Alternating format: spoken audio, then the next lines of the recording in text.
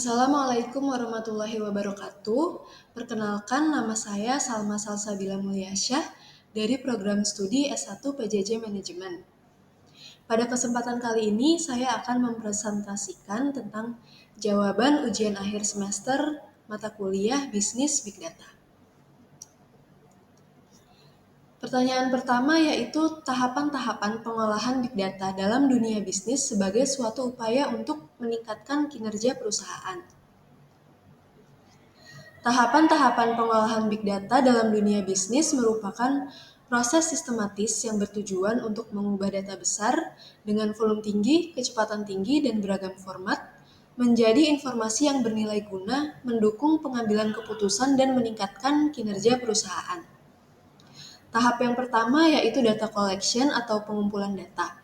Tahap awal ini mencakup proses pengumpulan data yang relevan dari berbagai sumber, baik dari internal maupun eksternal untuk kemudian dilakukan analisis. Tahap kedua penyimpanan data atau data storage. Data yang telah dikumpulkan tadi disimpan menggunakan teknologi big data seperti cloud storage. Tahap selanjutnya yaitu pemrosesan data. Data yang telah disimpan kemudian diproses untuk disiapkan ke tahap analisis. Kemudian selanjutnya ada pembersihan data atau data cleaning. Pembersihan data ini membersihkan data dari kesalahan, duplikasi, atau format yang tidak konsisten. Tujuannya untuk memastikan kualitas data agar hasil analisis itu menjadi lebih akurat dan handal. Tahap selanjutnya ada analisis data. Tahap ini adalah inti dari pengolahan big data itu sendiri, di mana data dianalisis untuk menemukan pola, tren, korelasi, dan insight menggunakan teknik business intelligence. Langkah selanjutnya yaitu visualisasi data. Hasil analisis data divisualisasikan dalam bentuk grafik, dashboard, atau laporan interaktif agar mudah dipahami oleh para pemangku kepentingan. Langkah selanjutnya ada pengambilan keputusan atau decision making. Insight dari data digunakan untuk membuat keputusan strategis seperti misalnya menyesuaikan strategi pemasaran, efisiensi operasional untuk memasarkan produk, mencari kepuasan pelanggan, dan lain sebagainya. Tahap terakhir ada monitoring dan feedback atau pemantauan dan umpan balik. Perusahaan memantau hasil implementasi keputusan berbasis data dan terus memperbarui model serta proses analisisnya. Penjelasan kedua mengenai tahapan output pengolahan big data menjadi decision support system atau strategy formulation. Di tahap pertama yaitu fase intelijensi, yaitu melakukan identifikasi terhadap sebuah kondisi, peluang, dan masalah yang akan dihadapi. Pada fase ini akan dilakukan pemberdayaan terhadap lingkungan yang terjadi secara berkelanjutan atau secara berjeda. Kemudian dilanjutkan ke fase desain. Pada fase ini decision support system akan melakukan proses penemuan, pengembangan, dan analisis tindakan apabila hal tersebut dianggap perlu. Tidak hanya itu, fase ini juga akan melakukan interpretasi masalah dan menilai keputusan yang diambil mampu menyelesaikan masalah yang terjadi atau tidak. Kemudian lanjut ke fase pilihan. Di fase ini, sistem DSS akan melaksanakan aktivitas terkait pengambilan keputusan dengan lebih kritis lagi.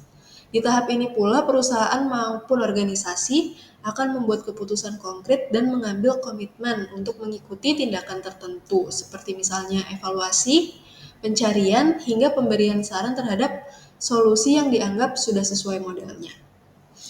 Di tahap terakhir ada fase implementasi. Pada fase ini solusi sudah dipilih dan dipakai dan akan berjalan sebagaimana mestinya tanpa perlu pengimplementasian dari sebuah sistem komputer. Lanjut ke pertanyaan ketiga mengenai keterkaitan digital transformation dengan big data serta manfaat yang diperoleh perusahaan dengan integrasi kedua aspek tersebut.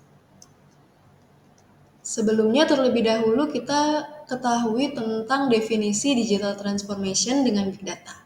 Digital transformation merupakan proses untuk mengadopsi teknologi digital untuk meningkatkan proses bisnis, model layanan, dan pengalaman pelanggan. Sedangkan Big Data sendiri adalah teknologi dan metode untuk mengumpulkan, menyimpan, menganalisis, dan memanfaatkan data dalam volume besar dan juga kompleks. Berikut keterkaitan digital transformation dengan Big Data. Yang pertama, Big Data itu merupakan fondasi dari digital transformation. Transformasi digital menghasilkan banyak data dari berbagai titik interaksi digital. Big Data diperlukan untuk mengelola dan menganalisis data tersebut secara efektif. Keterkaitan nomor 2 yaitu pengambilan keputusan berbasis data.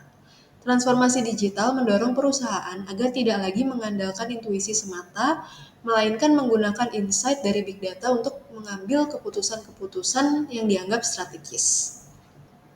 Keterkaitan berikutnya yaitu pengembangan produk dan layanan digital. Big Data digunakan untuk personalisasi produk dan pengalaman penggunaan layanan digital, seperti misalnya YouTube, Spotify, Netflix, dan platform lain. Kemudian keterkaitan yang terakhir ada otomatisasi dan kecerdasan buatan atau AI.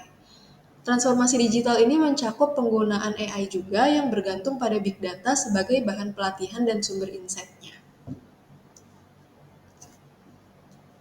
Penjelasan berikutnya mengenai contoh visualisasi data perusahaan atau institusi dan outcome yang dihasilkan. Berikut merupakan data penerimaan pajak sektoral yang bersumber dari APBN kita bulan Desember tahun 2024 dari website Kementerian Keuangan Republik Indonesia. Dari data penerimaan pajak sektoral tersebut dapat dilihat bahwa sektor pertambangan mengalami penurunan paling drastis, disusul sektor manufaktur atau industri pengolahan. Kemudian industri pengolahan dan perdagangan menyumbang hampir 52% dari total penerimaan pajak sektoral bulan Desember tahun 2024. Penurunan paling tajam bulan ke bulan terjadi di sektor pertambangan dan disusul oleh industri pengolahan dan telekomunikasi. Sektor dominan tetap kuat secara nominal tapi mengalami tekanan pertumbuhan. Di sektor pertambangan sedang tertekan, terlihat dari penurunan tajam secara kumulatif sebesar minus 37% dan penurunan bulanan yang ekstrim di atas 50% terjadi di bulan Oktober sampai dengan November. Kemudian di sektor keuangan dan asuransi masih solid, tumbuh hampir konsisten sepanjang tahun, dan di sektor transportasi dan komunikasi menunjukkan pelemahan pada akhir tahun.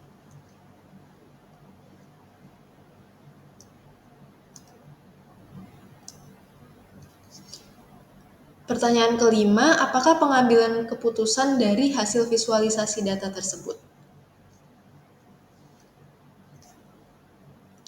Berikut merupakan manfaat dalam pengambilan keputusan. Ada 3 pihak, yang pertama bagi pemerintah, yang kedua bagi dunia bisnis dan investor, kemudian yang ketiga bagi akademisi dan analis ekonomi. Bagi pemerintah itu, data penerimaan pajak sektoral tersebut dapat digunakan untuk menentukan kebijakan fiskal sektoral yang lebih tepat, seperti misalnya pemberian insentif pajak, pemberian stimulus, dan pengawasan penerimaan pajak. Kemudian yang kedua, bagi pemerintah, data tersebut juga dapat digunakan untuk mengetahui sektor mana saja yang perlu diberi perlindungan atau dukungan ekstra. Misalnya seperti sektor pertambangan dan sektor industri manufaktur. Pemerintah juga dapat merancang proyeksi APBN dan asumsi ekonomi berdasarkan basis sektor paling kontributif dan potensial yang mengalami kenaikan drastis. Kemudian bagi dunia bisnis dan investor, para investor dapat menjadikan data tersebut untuk menjadikan indikator kesehatan sektor ekonomi karena pertumbuhan pajak mencerminkan profitabilitas dan aktivitas bisnis. Investor juga dapat menggunakan data tersebut sebagai acuan untuk alokasi investasinya. Misalnya tadi di sektor keuangan dan perdagangan itu pertumbuhan pajaknya cukup stabil, jadi investor dapat melakukan ekspansi di kedua sektor itu tersebut. Kemudian pada sektor pertambangan dan manufaktur, ini investor harus berhati-hati karena pertumbuhan pajaknya menurun. Kemudian investor juga dapat menggunakan data tersebut untuk mengidentifikasi risiko usaha sektoral dan juga tren permintaan pasar seperti apa. Kemudian yang terakhir, manfaat dalam pengambilan keputusan bagi akademisi dan analis ekonomi. Akademisi dan analis ekonomi dapat memanfaatkan data penerimaan pajak sektoral tersebut sebagai sumber analisis sektoral berbasis data konkret dan realisasi negara.